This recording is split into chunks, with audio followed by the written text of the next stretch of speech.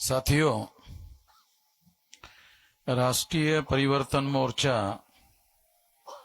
राष्ट्रीय स्तर पर कार्यरत संगठन है और 36 राज्य है हमारे देश में। उसमें 32 राज्यों में राष्ट्रीय परिवर्तन मोर्चा और बहुजन मुक्ति कार्यरत संगठन है। राष्ट्रीय परिवर्तन मोर्चा बहुजन मुक्ति पार्टी की तरह अलग अलग राज्यों में कई एससी, एसटी, ओबीसी माइनॉरिटी के राजनीतिक दल है, छोटे छोटे दल है। उन सभी लोगों के लिए बनाया गया एक राष्ट्रीय स्तर का प्लेटफॉर्म है जिसका नाम राष्ट्रीय परिवर्तन मोर्चा है। इसमें सारे देश भर में 100 से ज्यादा छोटी छोटी पार्टियां शामिल है। तो इसलिए राष्ट्रीय परिवर्तन मोर्चा ये कोई छोटा मोटा प्लेटफॉर्म नहीं है। हो सकता है कि आपको अभी नए तौर पर जानकारी मिल रही हो और मीडिया के द्वारा ये जानकारी नहीं मिल रही हो, इस वजह से ऐसा भ्रम आप लोगों के बीच में हो सकता है। इसलिए इस बात को पहले ही मैं स्पष्ट कर देना चाहता था कि राष्ट्रीय परिवर्तन मोर्चा 100 से ज्यादा एससी, एसटी, ओबीसी माइनॉरिटी के संगठन है जो इस परिवर्तन मोर्चा में शामिल है। साथियों, दूसरी बात मैं आप लोगों को ये कहना चाहता हूं कि अभी देश में 4 राज्यों में विधानसभा के चुनाव हो रहे हैं। टोटल 36 स्टेट हैं, उसमें से 4 राज्यों में विधानसभा के चुनाव हो रहे हैं और चारों राज्यों में हमारे कैंडिडेट खड़े हैं। तो महाराष्ट्र में भी चुनाव हो रहा है। इसी के अंतर्गत जो कैंडिडेट महाराष्ट्र में चुनाव लड़ रहे हैं, उस चुनाव लड़ने की प्रक्रिया में आज आपके यहां पर अंसार उल्लाह खां, यहां जो क्षेत्र है आपका, ये गांधी मैदान अकोट, तो अकोट जो चुनाव क्षेत्र है विधानसभा का, उसके अंसार उल्लाह खां उम्मीदवार बनाए गए हैं। तो मैं आप लोगों को ये जो हमारे देश में हम लोग अभियान चला रहे हैं उसके बारे में कुछ जानकारी आप लोगों को देना चाहता हूं। साथियों, देश में जो 2 बड़ी पार्टियां हैं, एक पार्टी है भारतीय जनता पार्टी जो आज के तारीख में दिल्ली में केंद्र की सत्ता पर काबिज है, और दूसरी पार्टी है राष्ट्रीय कांग्रेस। 1885 को चटर्जी, मुखर्जी, बनर्जी, गोखले, तिलक, आगरकर नाम के ब्राह्मणों ने राष्ट्रीय कांग्रेस नाम का संगठन बनाया। ये जानकारी हमारे लोगों को नहीं है कि कांग्रेस की स्थापना करने वाले लोग ब्राह्मण हैं। तो ब्राह्मणों ने हमारे लोगों के लिए नहीं बनाया, यह संगठन अपने लिए बनाया। दूसरा, 1925 को आरएसएस की स्थापना हुई।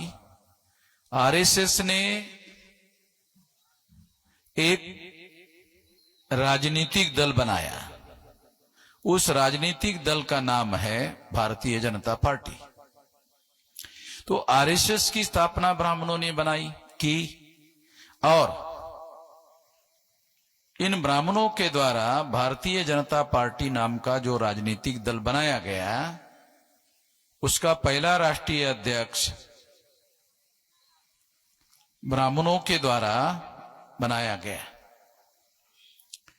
और इस तरह से कांग्रेस की पार्टी हो या भारतीय जनता पार्टी हो, ये दोनों पार्टियां ब्राह्मणों के द्वारा बनाई गई पार्टियां हैं, जिनकी संख्या देश में 3.5% है। मुसलमानों की संख्या 15% है ऑल इंडिया में। उदाहरण के लिए बता रहा हूं, ब्राह्मणों की संख्या 3.5% है। मुसलमानों की एक भी नेशनल लेवल की पार्टी नहीं है, और अगर होगी तो रिकॉग्नाइज नहीं है। मगर 3.5% ब्राह्मणों की दो नेशनल लेवल की पार्टियां हैं, एक भारतीय जनता पार्टी, एक राष्ट्रीय कांग्रेस। ये दो पार्टियों के बीच में चुनाव में लड़ाई होती है। कभी भारतीय जनता पार्टी चुनकर आती है, कभी कांग्रेस चुनकर आती है। कांग्रेस जाती है तो बीजेपी आती है, बीजेपी जाती है तो कांग्रेस आती है। राजाराम जाता है तो सीताराम आता है, और सीताराम जाता है तो राजाराम आता है। और ये दोनों मिलके हम लोगों के ऊपर, जिनकी संख्या 85% है, शेड्यूल कास्ट की 15% है, आदिवासियों की 7.5% है, तो 22.5 हो गया। 52% ओबीसी की है तो 74.5% हो गया। और 10-12% सारे देश भर में माइनॉरिटी अगर मान लेते हैं, तो ये इस तरह से 85% से ज्यादा हमारी संख्या हो जाती है। तो जिनकी सबसे ज्यादा संख्या है, उनके सबसे ज्यादा वोट है। वोट का अधिकार ये हर 21 साल के व्यक्ति को वोट का अधिकार मिले, ये बात बाबा साहब अम्बेडकर ने राउंड टेबल कॉन्फ्रेंस में उठाई थी। तो अंग्रेजों ने बाबा साहब अम्बेडकर को कहा कि जो टैक्स पेयर होगा, जो पढ़ा लिखा होगा, उसी को वोट मिलेगा, उसी को वोट का अधिकार मिलेगा। जिसके पास प्रॉपर्टी होगी, जिसके पास संपत्ति होगी, जो टैक्स पे करेगा, और जो पढ़ा लिखा होगा, केवल उतने ही लोगों को वोट का अधिकार मिलेगा। तो बाबा साहब अम्बेडकर ने अंग्रेजों को कहा कि हमारे लोगों के पास तो हजारों सालों से कोई प्रॉपर्टी नहीं है, हम दिन भर काम करते हैं तो शाम को रोटी खाते हैं, तो दूसरे दिन रोटी खाना है तो फिर हम लोगों को दूसरे दिन मेहनत करनी पड़ती है, हमारे पास ऐसी कोई संपत्ति नहीं है, तो क्या फिर हम लोगों को वोट का अधिकार नहीं मिलेगा? इस देश में जो ब्राह्मणिकल सोशल ऑर्डर है, उसके अनुसार हम लोगों को पढ़ने लिखने का अधिकार नहीं था, तो इस वजह से हमारे लोग पढ़े लिखे लोग नहीं हैं। तो क्या पढ़े लिखे ना होने से हमारे लोगों को वोट का अधिकार नहीं मिलेगा? हमारे पास ज्यादा पैसा ना होने की वजह से हम टैक्स पे नहीं करते हैं, तो क्या हमारे लोगों को वोट का अधिकार नहीं मिलेगा? तो अंग्रेजों ने बाबा साहब अम्बेडकर को कहा, फिर क्या है आधार? वोट देने का आधार क्या है? हमें तो वोट देने का जो आधार लगता है वो हमने आपको बताया। आप कह रहे हैं उसके अनुसार हमें ऐसा लग रहा है कि इसकी वजह से बहुत सारे लोगों को वोट का अधिकार नहीं मिलेगा। तो फिर क्या आधार है जिसके आधार पर लोगों को वोट का अधिकार दिया जा सके? तो बाबा साहब अम्बेडकर ने अंग्रेजों को बताया कि वोट का अधिकार देने का एक बहुत बड़ा आधार है। तो उनका क्या आधार है कि हम लोग, हमारे परिवार में लोग बच्चे पैदा होते हैं, यदि उनकी उम्र 21 साल की हो गई तो उनको प्रौढ़ माना जाए, उनको एडल्ट माना जाए। हमारे देश में 21 साल का लड़का होता है, उसकी शादी होती है और 21 साल में उसको बच्चा होता है, वो बच्चा पैदा कर लेता है। तो जो 21 साल में शादी होकर बच्चा पैदा कर सकता है, क्या उसको वोट का अधिकार नहीं होना चाहिए? बाबा साहब आंबेडकर ने अंग्रेजों को कहा कि एडल्ट होने के आधार पर वोट का अधिकार मिलना चाहिए। ये बात बाबा साहब आंबेडकर ने अंग्रेजों के सामने रखी, मगर अंग्रेजों ने बाबा साहब आंबेडकर की बात को नहीं माना। मगर जब 26 जनवरी 1950 को बाबा साहब आंबेडकर को ही संविधान लिखने का मौका मिला, जब संविधान लिखने का मौका मिला, तब बाबा साहब आंबेडकर ने हर 21 साल के व्यक्ति को, जो पढ़ा लिखा हो, जो अनपढ़ हो, जो प्रॉपर्टी वाला हो या गरीब हो, जो मजदूरी करता हो या शाम को मजदूरी करके रोटी खाता हो, हर एक को, जिसकी उम्र 21 साल की हो गई है, हर एक को वोट का अधिकार होना चाहिए। और इस तरह से 26 जनवरी 1950 को बाबा साहब आंबेडकर के द्वारा संविधान में अधिकार बहाल किया गया और वोट का अधिकार इस तरह से एडल्ट फ्रेंचाइज के आधार पर बहाल किया गया।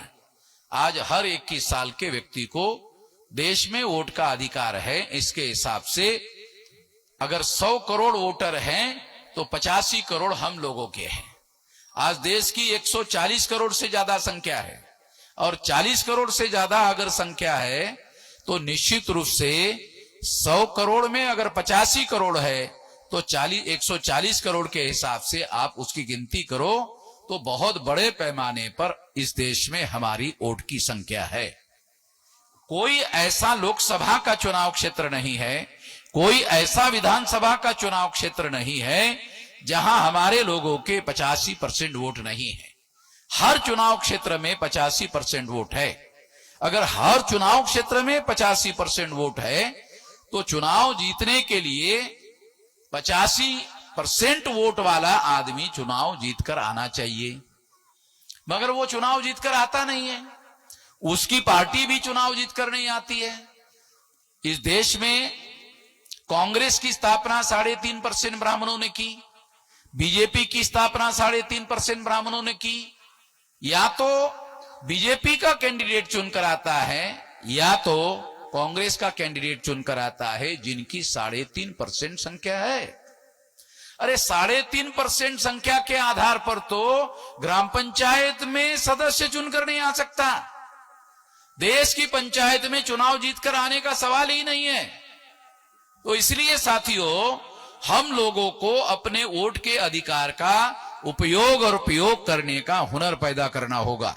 हम क्या करते हैं, हम जो हजारों सालों के हमारे दुश्मन हैं उनको वोट देने का काम करते हैं। जो हजारों सालों के दुश्मन हैं इस देश में जो ब्राह्मण हैं वो विदेश से, यूरेशिया से भारत में आए हुए हैं। कितने हमारे लोगों को पता है कि जिस तरह से अंग्रेज लोग इंग्लैंड से आए थे उसी तरह से यूरेशिया से ब्राह्मण भारत में आए और ब्राह्मण लोगों का भारत में राज स्थापित किया। यदि ब्राह्मण लोगों का भारत में राज स्थापित किया गया है तो इसका मतलब है विदेशी लोगों का भारत में राज है। हम लोग केवल अंग्रेजों को विदेशी मानते थे, केवल अंग्रेज विदेशी नहीं है। अंग्रेज तो बहुत बाद में भारत में आए और आकर चले भी गए, मगर 2000 साल पहले जो ब्राह्मण भारत में आए वो यूरेशिया के रहने वाले हैं, भारत के रहने वाले नहीं हैं। वो आज भी भारत में जमे हुए हैं। जमे हुए नहीं है केवल, बल्कि कांग्रेस भी उन्हीं की पार्टी है, बीजेपी भी उन्हीं की पार्टी है। दोनों पार्टियों को वोट देने का मतलब है विदेशियों की सरकार बनाने का। अगर विदेशियों की ही सरकार बनाना है फिर अंग्रेजों को काहे के लिए भगाया? अगर सरकार विदेशियों की ही बनानी है तो केवल अंग्रेज विदेशी नहीं थे, ब्राह्मण भी विदेशी है। अगर ब्राह्मण भी विदेशी है तो ब्राह्मणों की सरकार हम लोगों को नहीं बनानी चाहिए।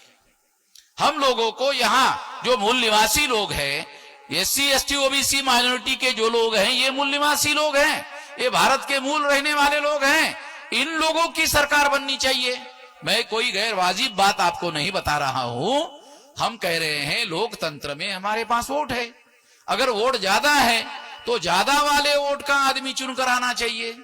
हम लोग क्या करते हैं, जिनकी संख्या कम है उनके कैंडिडेट को चुनकर देते हैं। क्यों चुनकर देते हैं? क्योंकि मीडिया वाले कहते हैं कि ये जो अकोट है यहां पर कांग्रेस के विरोध में बीजेपी है और बीजेपी के विरोध में कांग्रेस है। पेपर वाला जो बताता है उसी को अब सच मान लेते हैं, जबकि बहुसंख्यांक लोग हम हैं। अगर बहुसंख्यांक लोग हम हैं और हमारी खबरें अगर नहीं आ रही है तो क्या हमारे लोग चुनाव क्षेत्र से गायब हो गए, खत्म हो गए? हमारे ही लोग आइदर बीजेपी या कांग्रेस, दो में से एक कैंडिडेट को चुनते हैं, और दो में से एक कैंडिडेट को चुनने की वजह से या तो बीजेपी चुनकर आती है या तो कांग्रेस चुनकर आती है। जिनकी संख्या देश में 3.5% है ब्राह्मणों की, उन्हीं पार्टी का राज हमारे वोट की वजह से चला जाता है। वोट हमारा है, वोट हमारा, राज तुम्हारा। ये काशीराम जी ने नारा लगाया था, वोट हमारा राज तुम्हारा, नहीं चलेगा, नहीं चलेगा, नहीं चलेगा। वोट हमारा राज तुम्हारा, नहीं चलेगा, नहीं चलेगा, नहीं चलेगा। अगर वोट हमारा है राज भी हमारा ही होना चाहिए। यही तो 26 जनवरी 1950 के द्वारा भारत में जो संविधान लागू हुआ उसी में यही तो बात लिखी हुई है। जिन लोगों की ज्यादा संख्या है, जिनकी ज्यादा तादाद है, ज्यादा पॉपुलेशन है, जिनके वोट ज्यादा है, सरकार भी उनकी होनी चाहिए। अगर ज्यादा संख्या वाले, ज्यादा वोटर वाले लोगों की सरकार अगर आप नहीं बनाते हो तो इसका मतलब है हम लोग जानवर है क्या? हम लोग इंसान नहीं है। और अगर इंसान है तो इंसान की तरह हम लोगों को अपने वोट का उपयोग और प्रयोग करना चाहिए।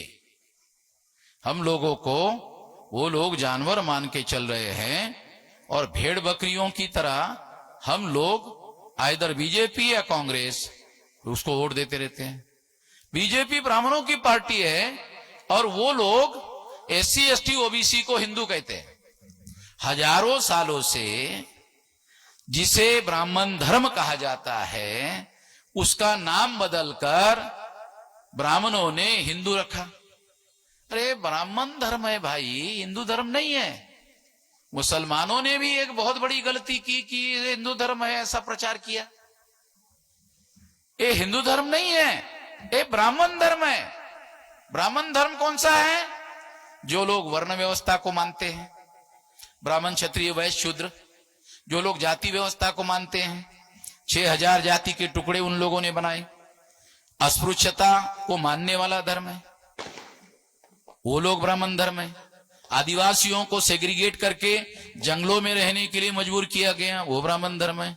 शूद्रत्व पिछड़े वर्ग पर थोपा गया, वो ब्राह्मण धर्म है। और महिलाओं को दास बनाया गया, महिलाओं को गुलाम बनाया गया, वो ब्राह्मण धर्म है। तो ब्राह्मण धर्म का जो सिद्धांत है वो तो हम लोगों को गुलाम बनाने का है। अगर हम लोगों को गुलाम बनाने का सिद्धांत है और उन्हीं ब्राह्मणों की पार्टियों को अगर हम वोट देकर सरकार बनाते हैं तो इसका मतलब है हम खुद ही अपने आप को गुलाम बनाने का काम कर रहे हैं। हम गुलाम बनाने वाले लोगों को वोट देकर ताकतवर बना रहे हैं। अगर गुलाम बनाने वाले लोगों को ताकतवर बनाने का काम करते हैं तो चुनाव जीतने के बाद वो हम लोगों को और ज्यादा मजबूती से गुलाम बनाए रखने का काम करेंगे। तो हम लोगों को ध्यान रखना होगा कि देश में हिंदू मुसलमान के नाम पर ब्राह्मण फसाद करवाते हैं। कोई ब्राह्मण किसी SC ST OBC के बस्ती में जाके हिंदू धर्म के सिद्धांतों का प्रचार करता है? कभी सुना कि हिंदू धर्म के ये प्रमुख सिद्धांत है? अरे हिंदू धर्म के सिद्धांत है वर्ण व्यवस्था, जाति व्यवस्था, अस्पृश्यता, आदिवासियों का सेग्रीगेशन, महिलाओं की दासता, शूद्रत्व OBC के ऊपर थोपा जाना। ये तो हिंदू धर्म को जो ओरिजिनल ब्राह्मण धर्म है, जिसका नाम बदलकर हिंदू धर्म कहा जा रहा है, प्रचार के लिए हिंदू धर्म कहा जा रहा है, मगर उसका ओरिजिनल नाम तो ब्राह्मण धर्म है। अगर उसका ओरिजिनल नाम ब्राह्मण धर्म है तो ब्राह्मणों ने ब्राह्मणों के लिए ब्राह्मण धर्म बनाया। जब लोकतंत्र आ गया, संविधान आ गया, तब ब्राह्मणों को लगा अरे ब्राह्मण धर्म का नाम रखने से ये तो केवल ब्राह्मणों का हो जाएगा और एससी एसटी ओबीसी की संख्या ज्यादा है और इनके वोट हमको नहीं मिलेंगे। जब नहीं मिलेंगे तो हमारी सरकार नहीं आएगी, जब हमारी सरकार नहीं आएगी तो सरकार इन लोगों की आ जाएगी। इसलिए उन्होंने ब्राह्मण धर्म का नाम बदलकर हिंदू धर्म रखा। तो मैं मुसलमान भाइयों को यह अनुरोध करना चाहूंगा कि भविष्य में ब्राह्मण धर्म को ब्राह्मण धर्म कहना शुरू करें और ब्राह्मण धर्म को हिंदू धर्म कहना बंद कर दे। हम लोग सारे देश भर में ब्राह्मण धर्म का प्रचार कर रहे हैं कि इसका नाम ब्राह्मण धर्म है, इसका नाम हिंदू धर्म नहीं है। मुसलमानों के द्वारा यह शब्द लाया गया है। सिंधु का उच्चारण जो है हिंदू कर दिया मुसलमानों ने। स का उच्चारण पर्शियन भाषा में ह होता है, तो इस वजह से सिंधु का क्या हो गया, हिंदू हो गया। सिंधु का हिंदू होने की वजह से हिंदू मानने लग गए। तो ये जो हिंदू शब्द है ये भारत के लिटरेचर में मुसलमानों के आगमन के बाद में शुरू हुआ, मगर ब्राह्मण धर्म के हिसाब से एससी एसटी ओबीसी ये 6000 जाति के टुकड़ों में बांटे गए लोग हैं। ये ब्राह्मणों के द्वारा गुलाम बनाए गए लोग हैं।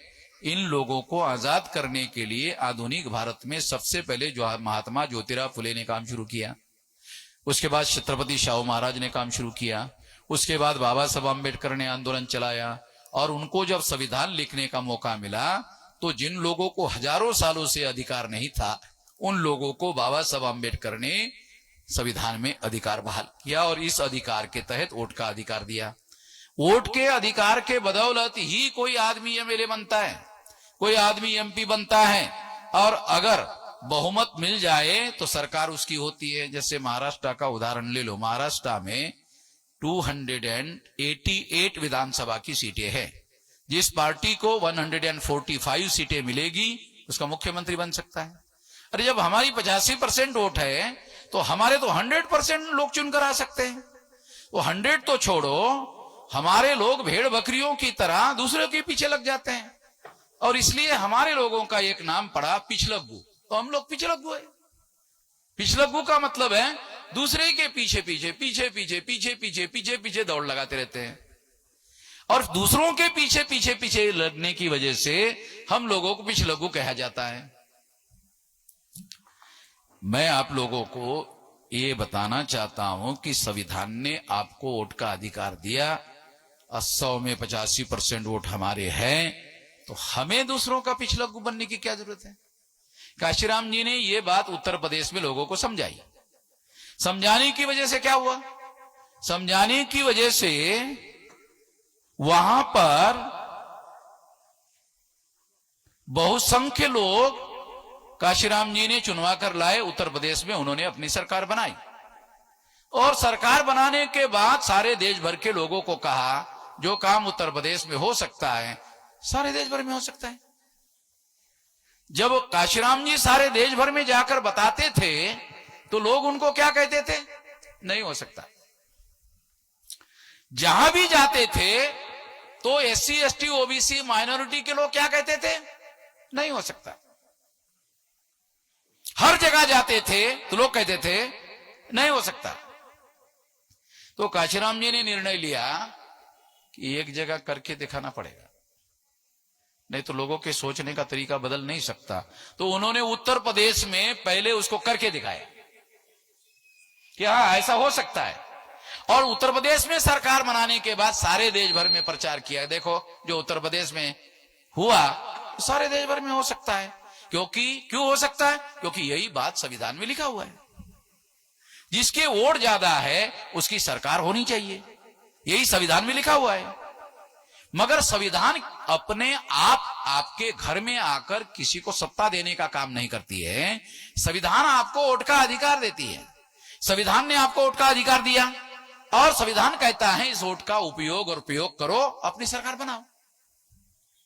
तो हम लोग क्या करते हैं, हम लोग या तो बीजेपी के पीछे पिछलोगु बनते हैं या तो कांग्रेस के पीछे पिछलोगु बनते हैं।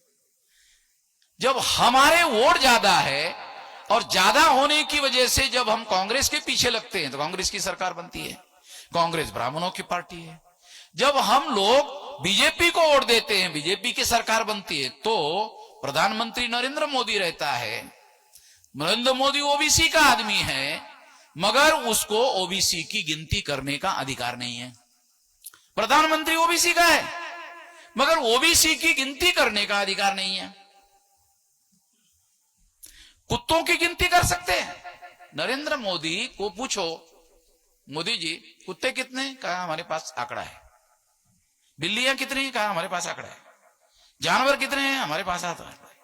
बैल कितने हैं? कहा हमारे पास आंकड़ा है। गाय कितनी है? हमारे पास आंकड़ा है। जंगली जानवर कितने हैं? कहा उसका भी आंकड़ा है। आदमी कितने हैं? कहा कि इसके बारे में निश्चित नहीं कहा जा सकता। क्यों? अंग्रेजों के समय में गिनती हुई थी, अंग्रेजों ने हमारी गिनती की थी। जो विदेशी थे उन्होंने गिनती की, मगर ब्राह्मण हमारी गिनती करने के लिए नरेंद्र मोदी को रोक लगा रहा है। नरेंद्र मोदी को कहा प्रधानमंत्री बनना है या गिनती करना है, डिसाइड कर लो। कहा कि प्रधानमंत्री बनना ही ठीक रहेगा। तो नरेंद्र मोदी ने प्रधानमंत्री बनना स्वीकार किया, गिनती करना मना कर दिया। तो नरेंद्र मोदी प्रधानमंत्री बना हुआ है, ओबीसी का आदमी है, मगर ओबीसी की गिनती करने के लिए आरएसएस ने उसके ऊपर पाबंदी लगाई हुई है। हम तो सारे देश के एससी एसटी ओबीसी को आजाद करने का आंदोलन चला रहे हैं, उसमें नरेंद्र मोदी को भी आजाद करने का काम कर रहे हैं। नरेंद्र मोदी भी गुलाम है। आप लोग नरेंद्र मोदी को प्रधानमंत्री कहते हो, मैं कहता हूं गुलाम प्रधानमंत्री। नरेंद्र मोदी अगर मैं गलत बोल रहा हूं तो एफआईआर कर ले। मैं तो रिकॉर्ड में बोल रहा हूं, अभी रिकॉर्ड कर रहे हो ना? हाँ, रिकॉर्ड कर रहा हूं। देखो, मैं हवाई बातें नहीं कर रहा हूं, मैं खुद ही रिकॉर्ड कर रहा हूं। पुलिस वालों को चाहिए तो मेरे पास से ले लेना सबूत, क्योंकि मैं कोई बात गैर कानूनी नहीं कहता हूं। अगर नरेंद्र मोदी ओबीसी का आदमी है और ओबीसी का प्रधानमंत्री है और संविधान के अनुसार प्रधानमंत्री के पास ही सबसे ज्यादा पावर होता है, तो ओबीसी की गिनती क्यों नहीं कर रहा है? ये हमारा कहना। जानवरों की गिनती कर रहे हो, मगर हमारे ओबीसी लोगों की गिनती क्यों नहीं कर रहे हो? ओबीसी का होने के बावजूद भी गिनती क्यों नहीं कर रहे हो? तो नरेंद्र मोदी का कहना है मैं प्रधानमंत्री जरूर हूं, पार्टी मेरी नहीं। पार्टी वो पार्टी मेरी नहीं हो तो भारत ब्राह्मणों की पार्टी है। प्रधानमंत्री जरूर हूं, मगर भारतीय जनता पार्टी मेरी पार्टी नहीं है, वो तो ब्राह्मणों की पार्टी है। तो उनके विरोध में जाकर मैं कोई फैसला नहीं कर सकता। अगर उनके विरोध में जाकर फैसला कर लिया तो बहुसंख्यक लोग जो मेंबर पार्लियामेंट है वो दूसरे दिन मेरा समर्थन विड्रॉ कर देंगे और प्रधानमंत्री जो है भरभरा के गिर जाएगा। इसलिए नरेंद्र मोदी ओबीसी का होने के बावजूद भी ओबीसी की गिनती नहीं कर पा रहा है। संविधान के अनुसार उसको अधिकार है, मगर बीजेपी उस संवैधानिक अधिकार के तहत उसको काम करने से रोक लगा रही है। ऐसा प्रधानमंत्री को प्रधानमंत्री कहने के बजाय आरएसएस का, भाजपा का बंधुआ मजदूर है। बंधुआ मजदूर तो हमारे लोगों का आसानी समझ में आ जाएगा। तो जिन लोगों ने उनको बंधुआ मजदूर बनाया वो उनका काम कर रहे हैं, हम लोगों का काम नहीं कर रहे हैं। दिखने के लिए हमारा प्रधानमंत्री है, करने के लिए हमारा प्रधानमंत्री नहीं है। इसलिए हम लोगों को ये ध्यान रख के काम करना चाहिए कि जब बहुसंख्यक लोग हम हैं तो सबसे पहला काम हमको क्या करना चाहिए? सबसे पहला काम बहुसंख्यक लोगों की पार्टी बनानी चाहिए। तो हमने बहुजन मुक्ति पार्टी बहुसंख्यक लोगों की पार्टी है। लोगों को समझ में आ जाए इसलिए बहुजन भी रख दिया। ये बहुजन कौन है? बहुजन में शेड्यूल कास्ट आते हैं, शेड्यूल ट्राइब आते हैं, ओबीसी आते हैं, माइनॉरिटी आते हैं, चारों को मिलाकर संख्या 85% है, तो इसका मतलब है ये बहुजन है, और ये बहुजन है तो उनकी राष्ट्रीय पार्टी होनी चाहिए। तो बहुजन मुक्ति पार्टी ये राष्ट्रीय पार्टी बनाई। पहला काम तो ये होना चाहिए। दूसरी, ये काम तो हमने कर लिया कि बहुजन मुक्ति पार्टी हमने बना लिया। अब बहुजन मुक्ति पार्टी की ताकत बढ़ाना आप लोगों का काम है। आप अपने दुश्मनों की ताकत बढ़ाने का काम तो कर रहे हो, अपनी ताकत बढ़ाने का काम क्यों नहीं कर रहे हो? क्या आपके ऊपर कोई जबरदस्ती है कि भाजपा को ही वोट दिया जाए? क्या आपके ऊपर कोई जबरदस्ती है कि कांग्रेस को ही वोट दिया जाए? कोई जबरदस्ती नहीं है। मैं सारे देश भर में जाकर के काम कर रहा हूं और पुलिस की परमिशन लेके कार्यक्रम कर रहा हूं। पुलिस की परमिशन लेके कार्यक्रम कर रहा हूं, इसका मतलब है जो मैं कर रहा हूं वो कानूनन है, लीगल है, और वो मैं माइक पे बोल रहा हूं और रिकॉर्ड कर रहा हूं। पुलिस वाले रिकॉर्ड, मेरे कार्यक्रम में पुलिस वाले आकर रिकॉर्ड करते ही नहीं है, दूसरे की जगह जाकर के रिकॉर्ड करते हैं। मैं उनको कहता हूं काहे के पैसा खर्चा कर रहे हो, मैं खुद ही रिकॉर्ड कर रहा हूं, और तुमको कॉपी चाहिए तो मेरे से ले लेना। सारी पार्टी के लोग चुनाव आयोग को डरते हैं और चुनाव आयोग केवल मेरे को डरता है। मैं चुनाव आयोग के विरोध में ही बोलते रहे, बहुत जगह चुनाव आयोग के विरोध में बोला मैंने। चुनाव आयोग से सारी पार्टियां घबराती है, डरती है। चुनाव आयोग कैसे गलत काम कर रहा है, संविधान के विरोध में काम कर रहा है। मैंने कई जगह चुनाव आयोग के विरोध में भाषण दिया और कहा कि चुनाव आयोग को अगर कोई रिकॉर्ड चाहिए, मैंने चुनाव आयोग के विरोध में बोला तो मेरे से ले लेना। पिछले कई सालों से, 10-12 सालों से ये मैं बोल रहा हूं। साथियों, मैं जानता हूं मैं कोई गैर कानूनी काम नहीं कर रहा हूं, संविधान के दायरे में रहकर काम कर रहा हूं। संविधान के दायरे में रहकर कार्य करने के लिए सभी लोगों को पाबंदी है, कानूनन पाबंदी है। उनको इसी पे रहकर काम करना पड़ता है, इसी पे रह के काम करना चाहिए, और अगर वो नहीं करते हैं तो उनके लिए कानूनन अपराध होगा, और जो भी अपराध करने का कार्य करेगा हम लोग उनको बख्शने वाले नहीं हैं, कानून के हिसाब से भी नहीं बख्शेंगे। मैं आप लोगों को अनुरोध करता हूं कि चुनाव आपके लिए अवसर है ऐसे लोगों को सबक सिखाने का। साधारण से साधारण आदमी चुनाव में ताकतवर आदमी को सबक सिखा सकता है। इस देश में गरीब से गरीब आदमी को वोट का अधिकार है, उसके वोटों को खरीदा जाता है। मैं गरीब से गरीब आदमी को अनुरोध करता हूं, अरे आप अपना वोट मत बेचो। काशीराम जी कहा करते थे, जो लोग अपना वोट बेचते हैं वो बहन बेटियों की इज्जत बेचने का काम कर रहे हैं, क्योंकि वोट बेचने के बाद जो आदमी ताकतवर होता है वो चुनाव के बाद बलात्कार होता है, फिर आपके पास आवाज नहीं होती है बोलने की। तो इसलिए वोट एकमात्र आवाज है, और ये आवाज बहुत ताकतवर है। इस देश का हुक्मरान कौन होगा और कौन नहीं होगा ये निर्धारित करने वाली ताकत है। इसके बारे में भारतीय जनता पार्टी मतदाताओं का जागरण करने का काम कभी नहीं करती। कांग्रेस के लोगों ने मतदाताओं को जागृत करने का काम कभी नहीं किया, वो केवल वोट देने के लिए कहती है। भारतीय जनता पार्टी भी वोट देने के लिए कहती है। मतदाताओं को कौन से पार्टी को क्यों वोट देना चाहिए इसके बारे में कभी वो जागरण करने का काम नहीं करते हैं। केवल हमारी पार्टी है जो मतदाताओं को जागृत करने के बाद कहती है कि आपको जो सही लगता है उसको वोट दो। आपके हक और अधिकार संविधान में जो है उसकी रक्षा करने वाली जो पार्टी है, वो आप तक पहुंचाने वाला जो संविधान में लिखा हुआ है, संविधान के पन्ने में जो अधिकार लिखा हुआ है, वो अधिकार आपके घरों तक पहुंचाने वाली पार्टी है, उसको वोट देना चाहिए।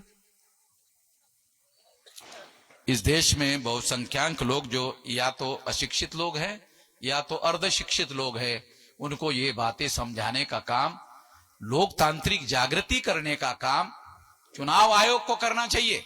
चुनाव आयोग को मतदाताओं को जागृत करने का अभियान करना चाहिए और उनको बोलना चाहिए कि आपके हक और अधिकार की रक्षा करने वाले लोगों को वोट दो, ऐसा कहना चाहिए। ये कोई गैर संवैधानिक बात नहीं है। मगर चुनाव आयोग ऐसा काम नहीं करता है। तो इसलिए साथियों, मैं आप लोगों को अनुरोध करता हूं कि इन तमाम बातों को ध्यान में रखते हुए अंसार उल्लाह खां जो यहां बहुजन मुक्ति पार्टी के कैंडिडेट है और ऐसे पार्टी के कैंडिडेट है जो सारे देश भर में 4 राज्यों में चुनाव हो रहा है, चारों राज्यों में चुनाव लड़ रही है। इसका मतलब है केवल कांग्रेस और बीजेपी ही पार्टी राष्ट्रीय नहीं है, तो बहुजन मुक्ति पार्टी भी राष्ट्रीय स्तर की पार्टी है। 32 राज्यों में कार्यरत है, 625 जिलों में कार्यरत है। छोटी मोटी पार्टी मत समझना। अब केवल आपका काम बाकी है। 32 राज्यों में तो पार्टी हम बना चुके हैं। आपको वजनदार पार्टी बनाने का काम आपके पास है। आप अगर उस पार्टी को वोट देते हो, पार्टी वजनदार हो जाएगी। जितनी ज्यादा वजनदार होगी उतनी ज्यादा आपकी आवाज मजबूत होगी। और मान लो कि आपने इस चुनाव में 10-20 हजार वोट बहुजन मुक्ति पार्टी के कैंडिडेट को दे दिया और वो चुनाव हार गया, उसका तीसरा नंबर आ गया, दूसरा नंबर आ गया, चौथा नंबर आ गया, और चुनाव के बाद आप उसको टेलीफोन किया और कहा, कामले साहब जरा मुझे ये प्रॉब्लम है, जरा पुलिस चौकी में आप टेलीफोन करो। तो वो वहां से कामले जो है इंस्पेक्टर को टेलीफोन करेगा, इंस्पेक्टर साहब मैं कामले बोल रहा हूं। इंस्पेक्टर क्या बोलेगा, कौन रे कामले, ऐसे बोलते हैं पुलिस वाले, कौन रे कामले। वो पिछले चुनाव में मैं चुनाव लड़ रहा था ना, वो तीसरे नंबर का कामले था ना, वो उसको जो 20,000 वोट पड़े। सर आपका आवाज मैं पहचान नहीं पाया सर। नहीं तो मैं आपको जानता हूं सर, बहुत अच्छा काम आप करते हैं, आप समाज का अच्छा काम करने वाले हैं सर, मगर आपका आवाज वो मोबाइल में चेंज हो जाता है सर, इस वजह से क्या है मुझे बराबर पहचानने में नहीं आया आपका आवाज। वोट के हिसाब से आवाज बदलती है इंस्पेक्टर की, समझ रहे हैं क्या? सामान्य बात नहीं बोल रहा हूं, आपको समझ में आया उस हिसाब से बोल रहा हूं, क्योंकि मैं बड़ी बात कहूंगा आपके पल्ले पड़ेगी नहीं, वो आपको समझने वाली बात बता रहा हूं, व्यावहारिक बात बता रहा हूं। तो जितना परसेंटेज वोट हारने वालों को मिलेगा उस हिसाब से इंस्पेक्टर पर वजन पड़ता है। और आपका चुनाव के बाद हारने वाला होने के बावजूद भी आपकी सुनवाई होती है, तो आपको आपकी सुनवाई करना है तो आपके हाथ में है। अगर आप अपनी सुनवाई नहीं करना चाहते हो वो भी आपके हाथ में है। आपके पास तो अधिकार दिया हुआ है वोट का, अगर आप अपने अधिकार का अपने ही फेवर में काम नहीं करोगे तो कोई अल्लाह ताला जो है ना वो यहां आकर आपके लिए काम करने वाला नहीं है। अल्लाह ताला ने आपको सब कुछ दिया, आपको करना है ना, आपको कान दिया, हाथ दिया, आपको दिमाग दिया, सब कुछ तो दिया ना, आपको करना है ना। अल्लाह ताला कहता है आप कुछ करो तो उसमें मैं मदद करूंगा आपकी। अल्लाह उसकी मदद करता है जो खुद अपनी मदद करता है। अगर आप अपनी मदद ही नहीं करोगे और सब कुछ अल्लाह ताला के ऊपर छोड़ दोगे, ऐसा कुरान में कहीं पर भी लिखा हुआ नहीं है। आप कुछ करोगे तो फिर अल्लाह ताला आपकी मदद कर सकता है। तो आपको करने के लिए हम लोग जो भी चाहिए उसके लिए एक प्लेटफॉर्म बनाया है। ये प्लेटफॉर्म का आप लोगों को मजबूत करने के लिए उपयोग करना होगा। SC ST OBC के लोगों को कैंडिडेट मुस्लिम हैं तो हम कोशिश करेंगे कि SC ST OBC के लोग मुस्लिम कैंडिडेट को ज्यादा से ज्यादा संख्या में वोट दे। इसके लिए हम लोगों ने कार्यकर्ता इस चुनाव क्षेत्र में लगाए हुए हैं। मैं मुस्लिम भाइयों के साथ साथ SC ST OBC के लोगों को भी अनुरोध करता हूं, उनमें मराठा लोगों को भी अनुरोध करता हूं कि वो ऐसे कैंडिडेट को अंसार उल्लाह खां को वोट दे जो चुनाव के बाद आपकी मदद करने का काम कर सके। इतना ही इस मौके पर मैं कहना चाहता हूं। आपने मेरी बात ध्यान से सुनी, इसके लिए आभार, धन्यवाद।